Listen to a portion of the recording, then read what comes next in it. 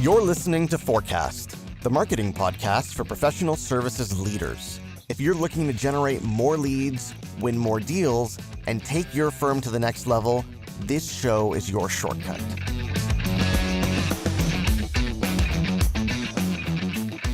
Hey there, folks. Welcome back to the show. I am your host, Ahmad Munawar, and I am so excited today to bring you Dianna Geairn and Shawn Karol, the two hosts of the SellOut Show on YouTube, to talk about how to design your sales process. The truth is, your sales process is probably the most important process in your business, and yet it's probably also the most neglected part of your business, and that's costing you money. So in this interview, we're going to get into why you need a sales process. We're going to talk about what that process should look like and how you can optimize your sales process to help you win more business. Show notes are at forecast.fm/sellout. If you haven't yet subscribed to the show, go to your favorite podcast player and type in Forecast Marketing in the search box. Look for the blue graphic, click on it and hit subscribe, and you'll get all the latest episodes right there in your feed. With that, here is Dianna and Shawn. Thank you so much for coming on the show. Thanks, Ahmad. It's great to be here. We are excited to talk to you. And just so the listeners know who is who, Dianna went first and Shawn went second. So why don't we kick things off here by giving us, each of you, just your quick backstory. And Dianna, you can start off.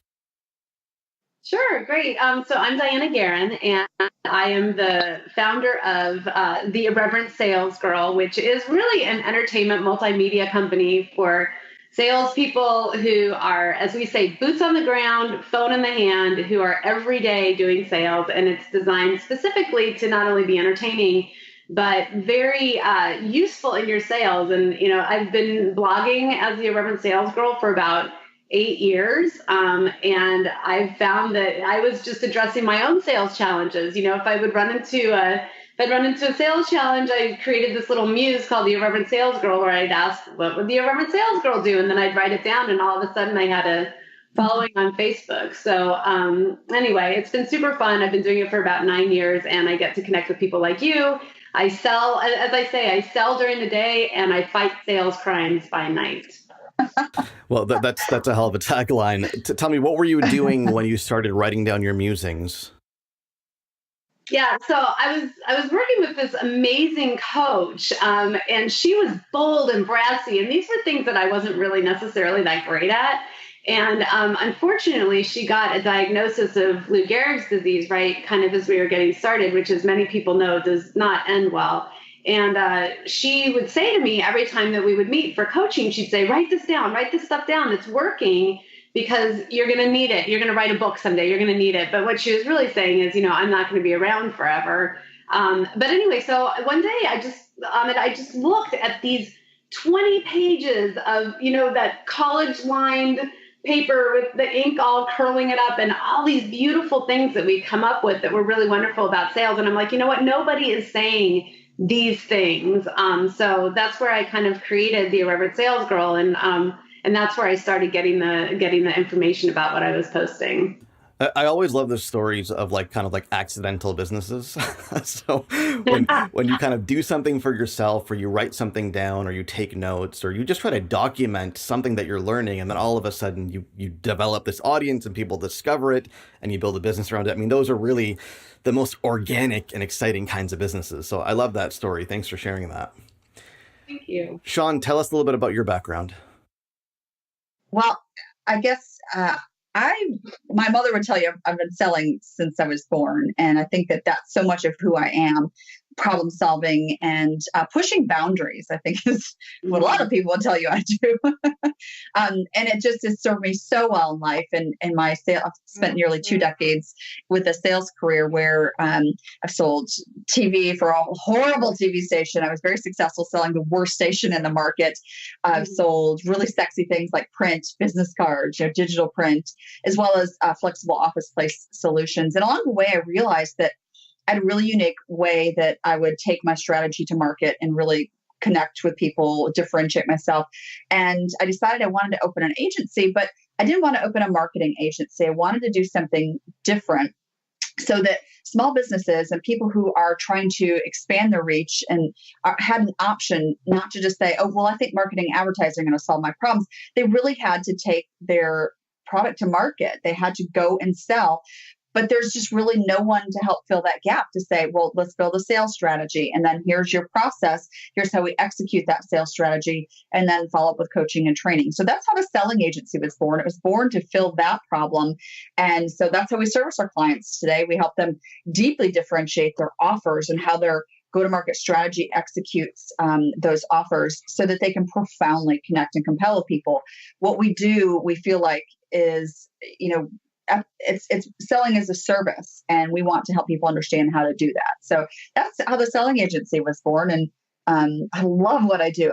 It's just such a privilege to get to do it every single day, all day.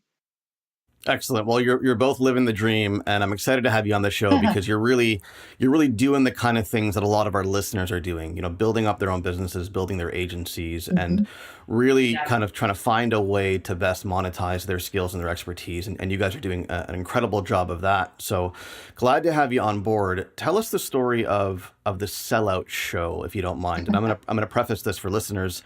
If you've been listening to the show, you'll notice this is my first time doing an interview with two people. And the reason is that I was told that Dianna and Shawn come as a package. And that's because they've got an incredible YouTube video show called the SellOut Show that they do together. And I'm going to we'll let Dianna maybe tell that story about how that came together.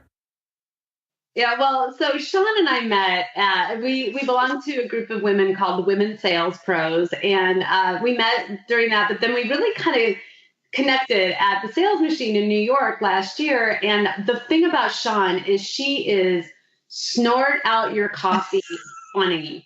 I mean, keeping up with this woman, it was so much fun. And I'm like, I've got to figure out a way to work with Shawn. So I got turned on by a very dear millennial friend of mine. I got turned on to this podcast called My Favorite Murder, which is two women who get together and pretty much kind of riff for the first half hour on funny stuff.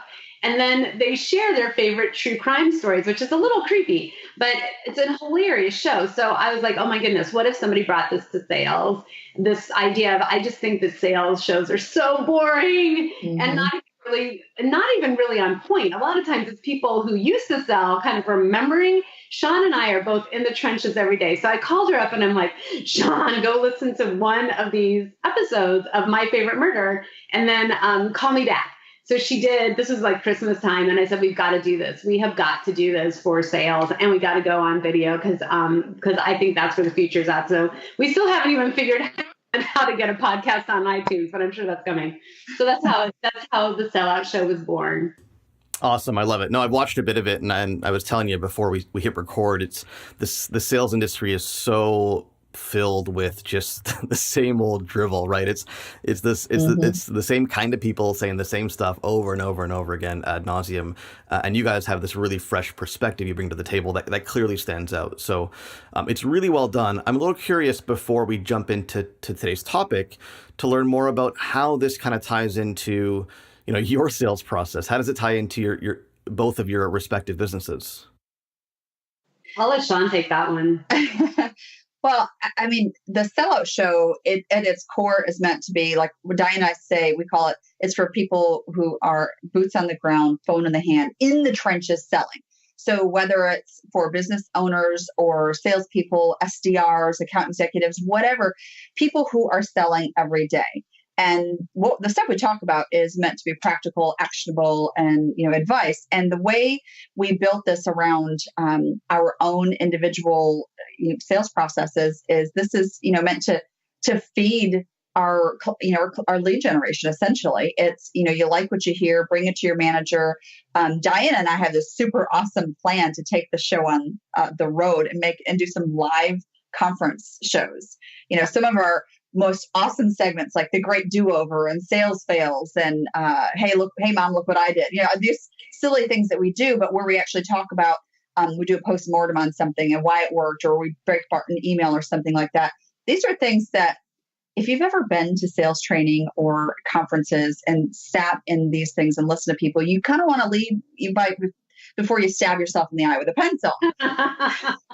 And it doesn't have to be that way. So bringing entertainment, enlightenment, and education to a live audience, SellOut Show, via YouTube. This is a lead generation platform for us, so we can take this and bring it to the masses again. Yeah, one of the things I love about this is that we've talked about video on the show, and I've dabbled a bit in video myself as well. And one of the obstacles I get from a lot of people is video it's hard to do. It's hard to get started. There's all these things you have to do. You need gear, lighting, and whatnot. But what you've done is you've kind of made the whole thing a lot easier on yourselves by doing something that's, first of all, an interview. So you're not, creating content on your own. And second of all, right. an interview show doesn't have to be the quality doesn't need to be perfect. The lighting doesn't need to be perfect. You're in your natural element. You're in your office and it feels authentic and you get the job done that way. Yeah. Here's what you need. You need a $20 Logitech webcam with a microphone and Zoom, which is free.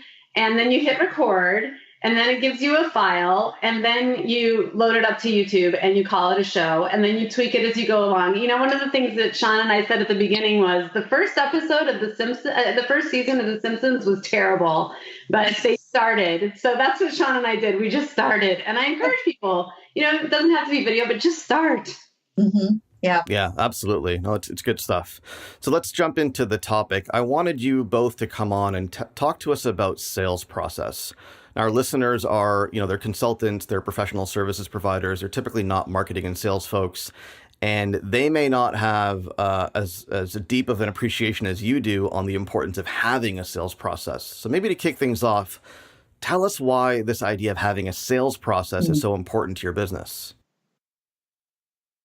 I would love to kick this one off. So I liken this to saying, if you don't go out, find and approach your customers, you're really at the mercy of people who stumble upon you, people who choose you. You're to be picked. And that's a dangerous game to play. Then you have much less control over the people you get to work with. The quality clients, the margins and, the revenue that you make. So going to market with a sales strategy is all about building a process that you can repeat, finding what works, and then building some infrastructure around it so that you can duplicate those efforts. That is what scaling your business is all about, is infrastructure to duplicate success. So, I think so, and I'm guilty of this at times. Certainly early in my own business, I had to figure out what those processes were. You have to test and tune and find something, but it's really hard when you are the one who gets the business and then does the business to keep going out and getting the business. And I would probably say that that's where a lot of your audience falls down in creating a sales process, is that, hey man, I've got to do the work too. How do I keep going? But I think annual attrition rates for your customers are between 10 and 30%. So you are going to have to go and find new customers. And why not build a process based on the success of your existing customers to go do that? So it's really critical for you to be able to scale to have some sort of infrastructure that you can repeat success. Yeah. Makes sense. Dianna, anything to add there? Well, the thing that is so painful for me to watch is business owners go through this, and I think we all do it, but this sort of cycle, and I'm sure you find this, Ahmad, with your clients, this cycle of feast or famine. Do you know, like, you get a big client, you get a big job, you throw all your resources at it, you complete the job, and then all of a sudden you look around and there's no new jobs coming.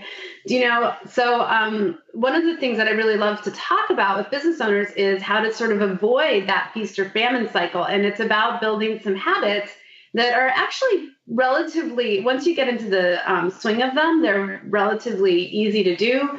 But I think the biggest hurdle for business owners to overcome is this concept of like sales is scary. And that's one of the things I really like to help them break down. But the secret about being a business owner is that you're always going to be the most evangelical about what it is that you offer. You're always going to be the one that can sell your product better than anybody else because you know it in and out, and you're passionate about it. So those are some of the things that I help people with as they start their sales process, is just to wrap their head around there are simple ways out of the feast or famine cycle. And they are, I always tell business owners, your prospects, your customers are counting on you to find them. If you deliver something magical and important for somebody else's life or their business, your customers are absolutely counting on you to find them. And that's why to build a sales process. Yeah, no, I think you hit the nail on the head. And if you're one of those people, you probably are one of those people that's thinking, geez, I hate selling. I don't like, I don't want to listen to something about selling or sales process. It's not what I do. I'm a professional, blah, blah, blah, blah. Right. Then that's exactly why you need a sales process because in the end, you've got to bring in the business, right? If you're the owner, you're the principal, you're the managing partner, you got to bring in the business. You got to make sure the numbers are going up and to the right.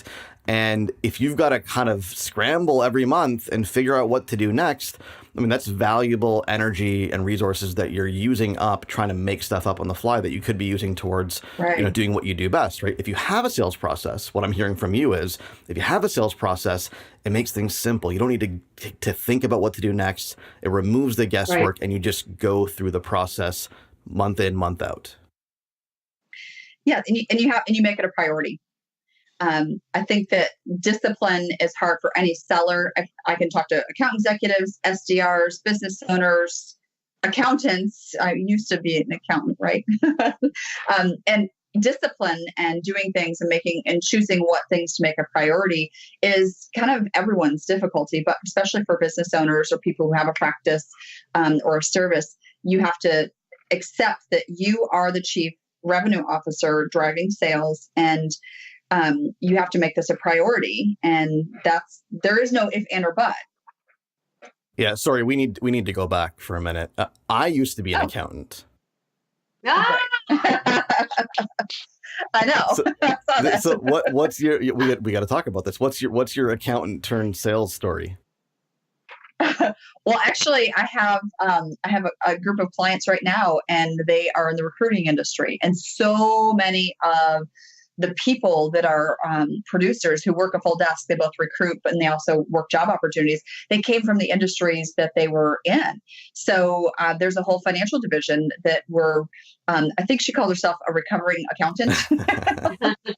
And we work every week to, work on how do you go to market and how do you find people? How do you approach them? And, let's go through and create some phone prompts and, work your strategy. And, once you do one phone prompt, let's do some research and you can duplicate that. So it's wrapping this process around it and making it so that, she's got to go recruit and fill jobs, but that business development is a priority for her every week. And she's doing it. She's doing great. They're actually, all of them in the finance division looking for those CFOs and, those director level positions. They're phenomenal at this. And they were all, they all work for Big Four public CPA firms.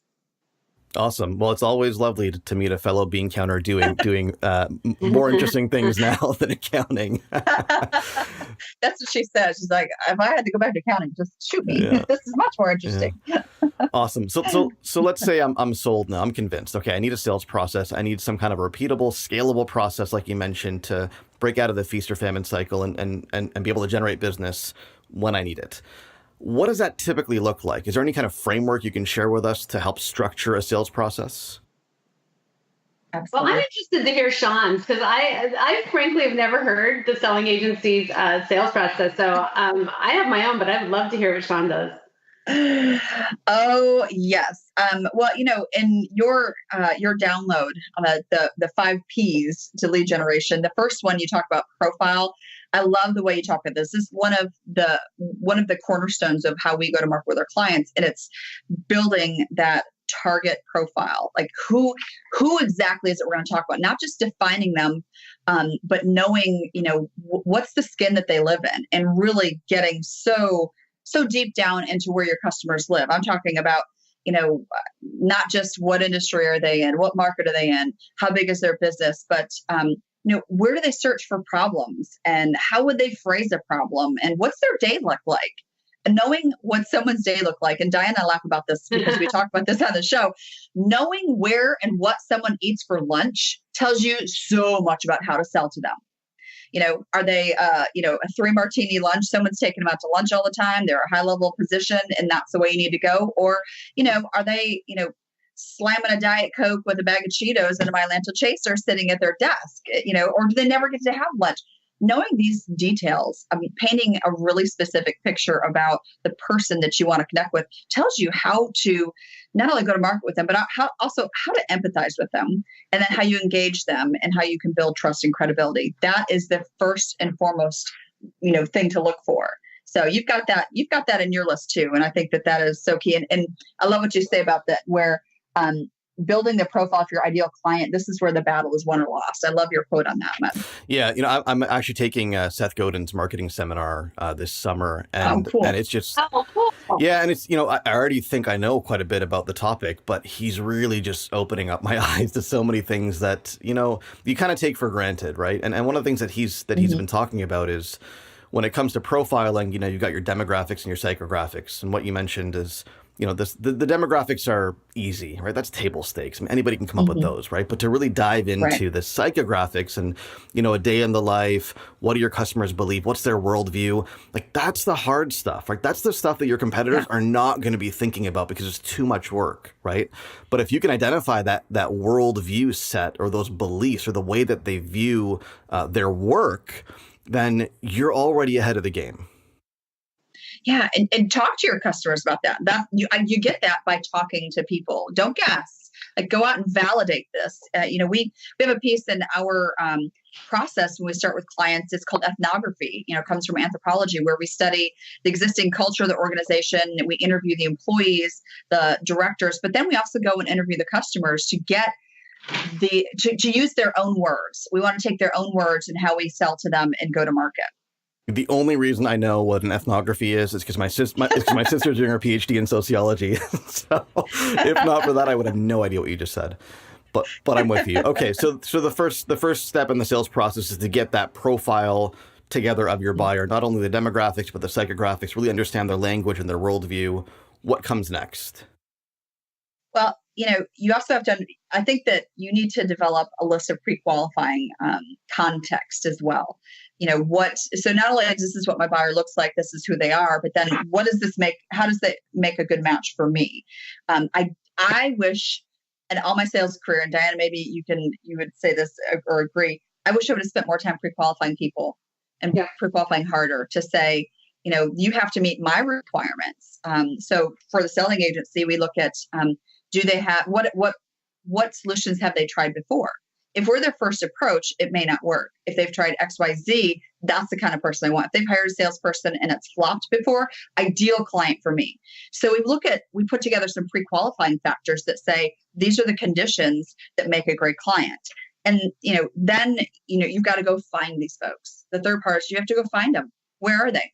Where are they online? Where are they in person? Where are these folks searching for answers and solutions? That is where you're going to find people, not just showing up, but where are they searching for information online? Is it LinkedIn? Is it LinkedIn forums? I listened to your podcast earlier about how to leverage LinkedIn, and that is a really big key.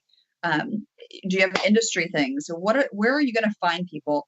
Where are they searching for solutions? When people are in solution mode, that is a great time to approach them.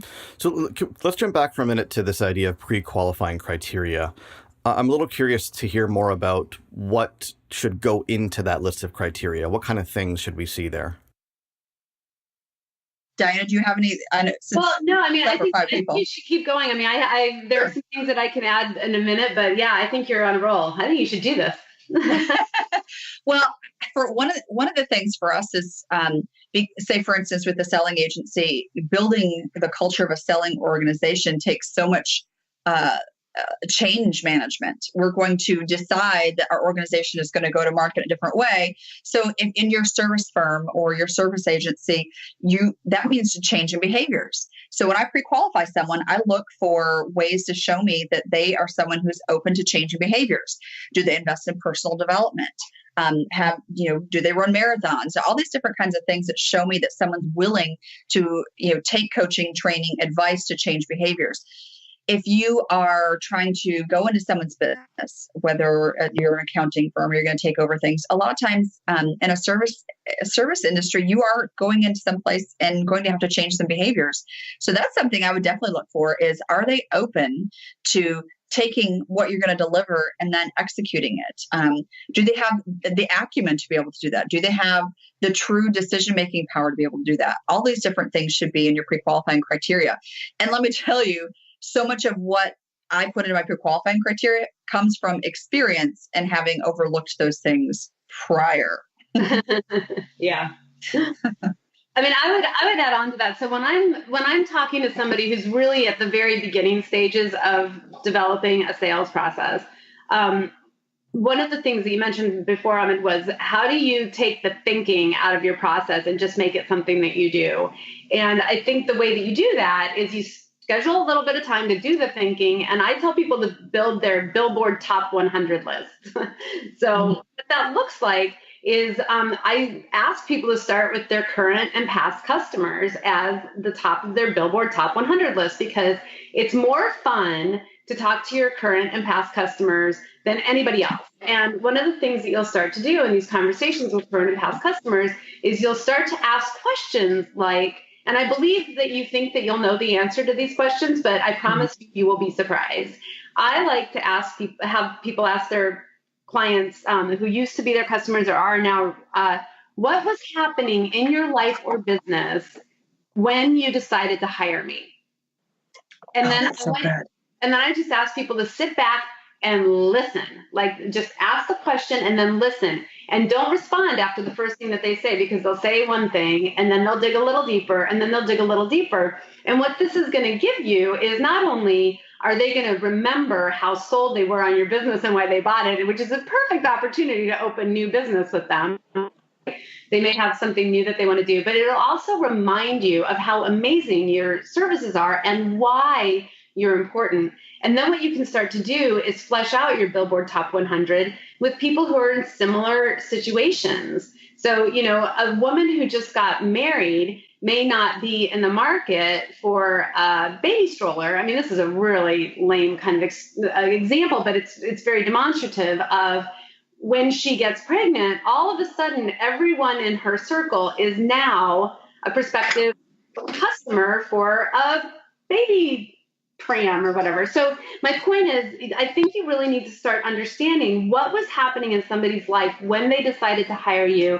And then the next question to ask them is, and how did it solve that problem for you? Because you'll be surprised at what was going on in people's life. You may also be really surprised about what it did for their business or their life. And, that'll build you testimonials, but it'll also get you really fired up to start reaching out to the other Billboard Top 100s. Yeah, no, I absolutely love what I'm hearing. I think one of the really important points that Shawn made is that if you don't think they're going to change or do what it is that they need to do for you to do your job, then wouldn't you like to know that in advance, right? And how many times have we discovered that halfway through an engagement or at the end of an engagement, and then it's time wasted, right? And folks don't think about that because they think, well, as long as they pay my bill, I'm happy, right? Well, no, because you could have been working with a client who paid your bill and did what you needed them to do and made your life easy and actually got the results. And then guess what? They end up producing a heck of a client testimonial or a case study. And I think, just going back to what Dianna said, I think that this idea of the Billboard Top 100 list is great. I would say if you can't see the prospect becoming a testimonial for you, if you can't see them like on camera, on video, talking about their experience working with you, it's probably a sign that they're not the right fit. Yeah, which is great. It gives you the opportunity to move on. I mean, that's one of the most important things about sales. One of the people always ask me, what do you say to the objection, I'm not interested? And my answer is go find somebody who is. If you really don't have a service that people are going to be interested in, then you should rethink your drink and do something else. But if they're not interested, move on. Just move on. Yeah, absolutely. Yeah. It makes much more sense to talk to somebody who fits your ideal client profile than to convince somebody who isn't to be somebody they're not. Right. Awesome. Yeah. So we've got, nail down your ideal client profile, develop these pre-qualifying criteria, find where they are, whether it's LinkedIn. And LinkedIn's obviously kind of the elephant in the room that's hard to ignore now if you're in the B2B space. But find where they are so you have access to your target clients. What do you do next? I like to call this, you need to develop your selling mix. One of the founding factors for building a selling agency was having sat through so much sales training that just left me feeling like, ugh, you show up to sales training and the trainer says, okay, here's the new thing we're going to do. Forget everything you did. And if everyone does this one thing, then you're going to be successful. And that's just not going to work. Everyone has to develop their own unique selling mix based on the product or service you're selling, based on where you are in the food chain of your customer's business, and then also your own personalities and skills. Some people are just fantastic on the phone, and some people need to work on that skill, so they need to compensate in other ways until they get there. So a selling mix is all the different pieces of your puzzle that you continue to use to advance your prospects through the funnel. So it could be that, LinkedIn and sharing content and posting, and, social media is a part of your selling mix. It's not the only piece. There's a big debate in sales, and Dianna and I, we love this one, about social selling and cold calling is dead. And you hear all these different things from experts. And what I really want to tell you as business owners who are out there selling, you have to find what works for you. Don't just listen to one source. Find what works for you. So whether it's sharing content and proving that you are an authority, whether you write that content or you find just really relevant content, that's a piece of it. Going and showing up in person, if you've got industry or trade shows or conferences that you can go to, that's a piece of it. Getting on the phone and contacting those folks, whether it's cold or a warm call, and email. All of this is part of your selling mix. And you need to sort of test this and think of it as a pie of how you spend your time for the biggest amount of return. You probably have to do some of all of this, but your customers are going to respond to different things. I have a client who sells some really sexy things like packing tape and bubble mailers, woo! And, oftentimes the operations directors or even the general managers of distribution centers or manufacturing facilities, they're not on LinkedIn a lot. We have to show up and keep showing up and cold call these places in person to get a door open. So that's a piece of that selling mix because of what we're selling and who we're selling to. Yeah, right. And then when you get your selling mix, I think one of the things that works really well for me when I'm coaching people is to get a discipline going of when you're going to be using your selling mix, when you're going to be doing your outreach. And I found that there are 3 different ways that people do this the best. And you kind of have to know who you are, right? So either I encourage people to determine at the beginning of their week, how many hours are you going to put aside for prospecting, and start small, like make it 2 hours, make it something that you just know you're going to be reliable to do. Make it only 2 hours, make it 3 hours, and then keep track. Or some people are better at setting a numbers goal. Like I'm going to make sure that I make 20 high quality contacts, and that can be a good email or a good phone call or, a mixture of both. But count how many touches are you going to have during that week? Mine is personally 100, but I've been doing this for a long time, and that's what I do every week. Or you set occasions. And what I mean by that is you say, every Wednesday morning from 9 to noon, I'm going to work my selling mix. I'm going to prospect. I'm going to do outreach. And whichever one of those is more like you to be reliable for, pick that one. And then I like to tell people, be superstitious about keeping that promise. Like, if I don't do this, something really, really bad in the world is going to happen. Like step on a crack, break your mother's back. Keep that promise to yourself like a superstition. And if at the end of the week, you know that you have to tweak it and move to a different goal, do it. But keep your promise to yourself during the week. And what you'll start to see is activity breeds activity, which breeds momentum, which brings enthusiasm. And, put one foot in front of the other, and soon you'll be walking out the door. Yeah, no, one of the things I've learned over the years, just from kind of reading sales books and listening to some of the sales gurus, if you will, is just that idea, right? Activity breeds activity. That it's really easy to get disheartened when you're doing stuff, but you're not seeing the outcome. And what you need to remember is it might not happen on day one, right? You're not going to start prospecting Monday morning and Tuesday you've got your first deal. That's not how it works, right? It's a process. You have to track it. You have to refine it. You have to tweak it. But the more that you put into it, the more you'll get out of it. And if you have that kind of attitude and you're tracking that input, then eventually you'll see the results. I'm very, very, I want to say militant about tracking inputs. So what I recommend to people is once you've, again, settled on that sales mix or that selling mix, then measure it not according to what you get, but what you put in, right? So how many messages are you sending or how many touch points, like Dianna mentioned, are you shooting for, right? Put that in a spreadsheet, measure it, and then find a partner to hold you accountable. If you have a coach, then that's great. But if you don't need a coach, right, find somebody else who's in a similar position that needs to sell their own services. And there's many of us, right? Meet once a week, go over your numbers and explain to them why, what happened, what went well, what didn't go well. That alone, I think, will increase your productivity by double at least. For sure.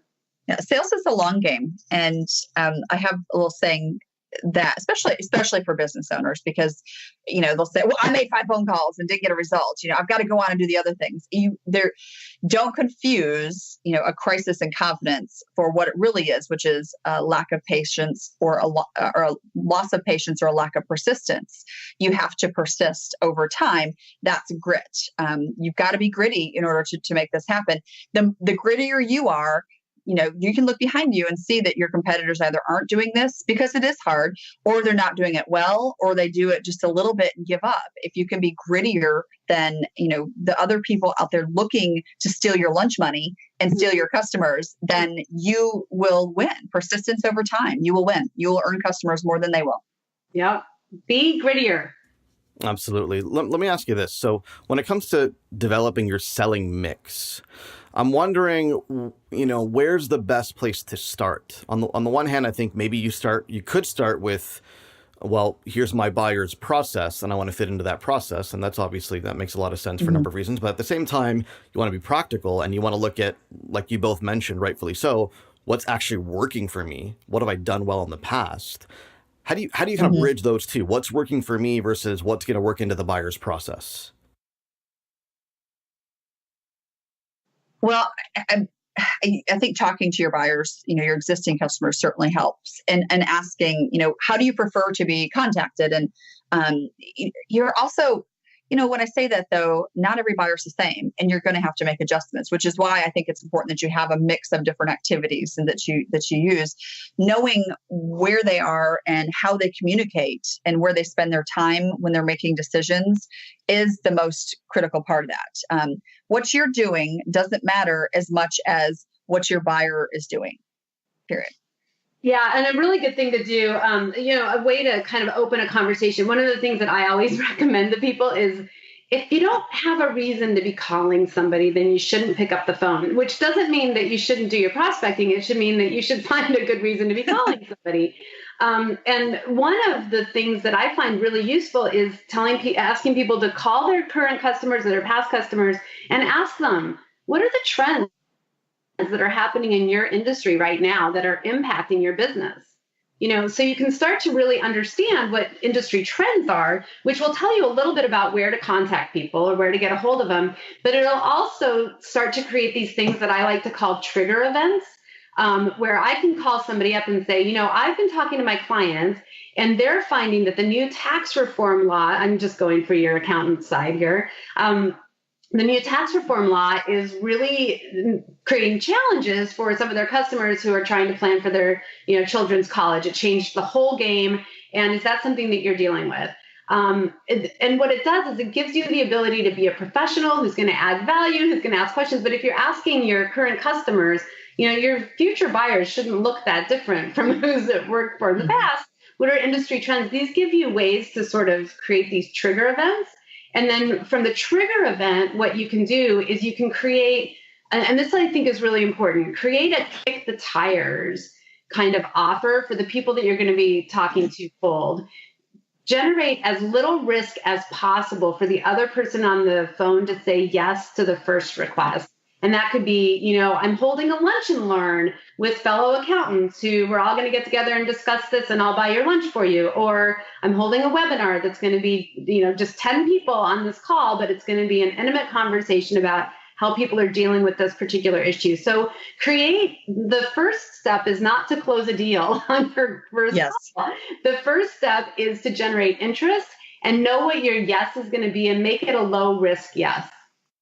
Yeah, I just want to double down on this idea of asking your clients questions. It's such a simple idea, right? And it's so obvious when we talk about it now, but I mean, we overlook it so much. And just to make folks feel at ease, I overlook this all the time, right? There's one client in particular that I'm thinking of. I've got a video testimonial with her. Her name's Pam Brown. She's on my website in the story section, and we worked together, we did the project, and then I did this video testimonial with her afterwards, and I asked her kind of what Dianna mentioned earlier, right? What was the context? What was going on in your life and in your business that caused you to reach out and want to work with me? And I learned so much just from asking that question. And we'd already worked together. It was done. It was like a 2-month engagement, right? We were saying goodbye. Yeah. And it took me that long to realize until I asked that question why she had actually reached out. What was that trigger event? And if I didn't ask, I wouldn't have known. Mm-hmm. So that's really important. Plus, wasn't it a fun conversation? Didn't it make you feel great? Didn't you guys leave better and closer? And then you had other things to talk to other prospective clients about? Isn't it fun? Well, I mean, I generate a heck of a testimonial out of it, which is great. But what also happened is what you mentioned earlier, is that when I asked those questions and she was thinking back to how she made the decision, why she chose me, the experience of working together, she got really excited all over again about the process. And that energy came out luckily for me on video, and I captured it. And now my prospective clients see it, and now they want to be like her. They want that energy, right? They want to look forward to getting something done like she did. Excellent.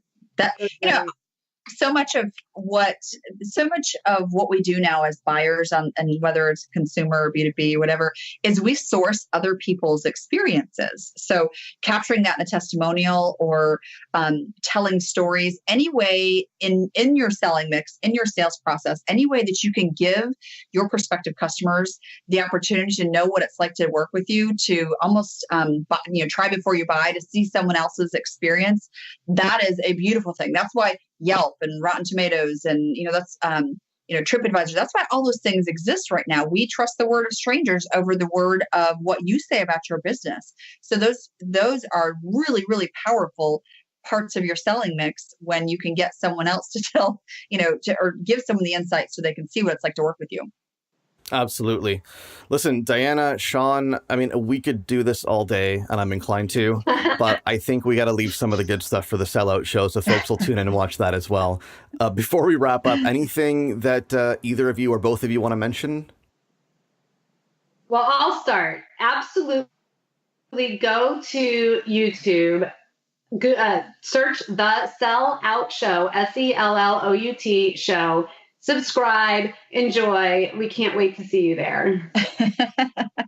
Yeah, this has been a blast. And I would, I really feel so much kindredness with your audience, because that is who I work with day in, day out. And I want to just leave one last note to say, you have to shift your mindset about selling. Selling it's articulating your value in a way that is valuable to other people. It's helping people buy you in confidence. And I also believe that it's the first opportunity you have to serve your customers. You provide value in the way that you sell to them. And so think about that whenever you're developing your sales process, and you'll be wildly successful. And then come over to the SellOut Show or find us, and we're not hard to find, and come tell us about it. Yeah. Yeah. We love comments. We always respond. Well, so it's like they say, right? Nobody likes being sold to, but everybody likes to buy. So if you can help them buy, you'll build a nice little business for yourself. Exactly. Awesome. Yeah. So folks, do check out the SellOut Show. I'm going to leave a link to that in the show notes. I assure you, it's unlike any sales training or education you've ever seen. That promise I can make for sure. And you're gonna have to tune in to see what I mean by that. Dianna and Shawn, thank you so much for coming on the show. This has been a lot of fun. Thank you so much for having us. It was a blast. Absolutely. Hey, it's Ahmad here again. Before I let you go, there are two things I want you to do. The first is, if you like what you hear, go ahead and subscribe to the show on iTunes or Google Play by visiting forecast.fm and clicking on the relevant link. While you're at it, please do leave us a rating or a review because it helps more people discover the show. The second thing is I want you to grab my free course on the 5 Ps of lead generation for professional services firms. Inside the course, you will get a step-by-step framework to help you generate a flood of new business for your firm. The course is 100% free of charge, and you can get immediate access at 5leadgen.com, and you can spell out 5 or use the number. Either one works. That's 5leadgen.com. Thanks for listening.